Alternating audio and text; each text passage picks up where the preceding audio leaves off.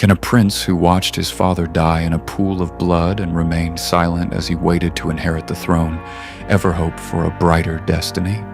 Let us continue the story of Zahhak, the king whose fate became forever entwined with blood and serpents.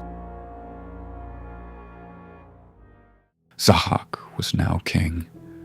The throne was his, but it still carried the scent of his father's blood.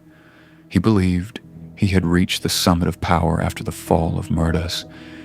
Yet within the shadows of his palace, something unseen still lingered, watching, waiting, and feeding upon the darkness growing within his soul. Iblis knew Zahhak well. He knew the young king's hunger for power. He knew his weakness for pleasure, and he knew exactly how to lead him further down the path of ruin. So the devil returned.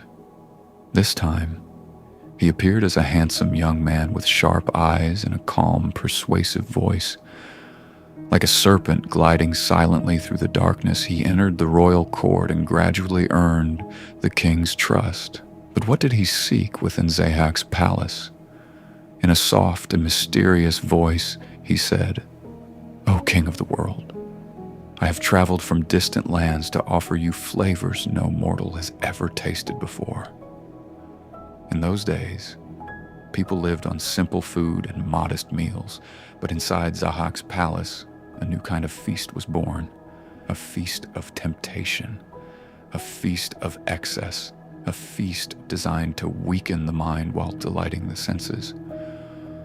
Disguised as a master chef, Iblis prepared magnificent dishes unlike anything the king had ever known. Day after day, Zahhak's appetite grew. So did his arrogance.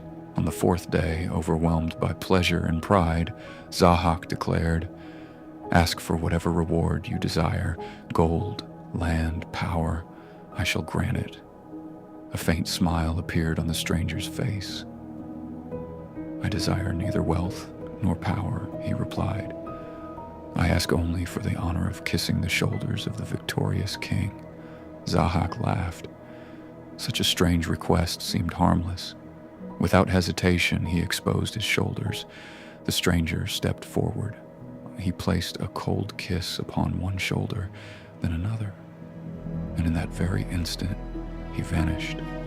Thunder echoed. Darkness swept through the hall. The mysterious guest was gone. A terrible scream shook the palace. A burning agony tore through Zahhak's body. It felt as though molten iron had been driven into his flesh.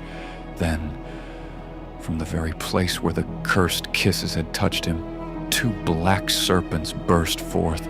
They were no ordinary serpents. They seemed born from a curse older than kings themselves. Terrified, Zahhak drew his sword and struck them down. Their heads fell. But only moments later, new serpents emerged from the wounds, alive, unbroken, immortal. Again and again, he cut them down. Again and again, they returned. From that day forward, peace abandoned him. Sleep became impossible. Every waking moment was haunted by the hiss of the serpents growing from his own body. Days passed, then weeks. The king's fear turned to despair. At last, when Zahhak stood on the edge of madness, a new visitor arrived at the palace. An elderly physician with cold eyes and a face marked by the passage of countless years. Yet beneath the disguise stood the same ancient enemy. Iblis had returned once more. The physician examined the serpents carefully, then he spoke in a voice heavy with dread. "These creatures are not of the earth. No earthly remedy can cure them." Zahhak stared at him in horror. "Then tell me, what must be done?" A long silence followed, then came the answer. "They hunger for only one thing, the brains of two young men, every single day." The king trembled. Before him stood a choice more horrifying than any he had faced before. The serpents tormented him without mercy. Death seemed closer with every passing moment, and the man who had once sacrificed his own father to seize a throne now faced an even darker fate. To save himself, he would have to sacrifice an entire generation. Deep within his heart, Zahhak understood the truth.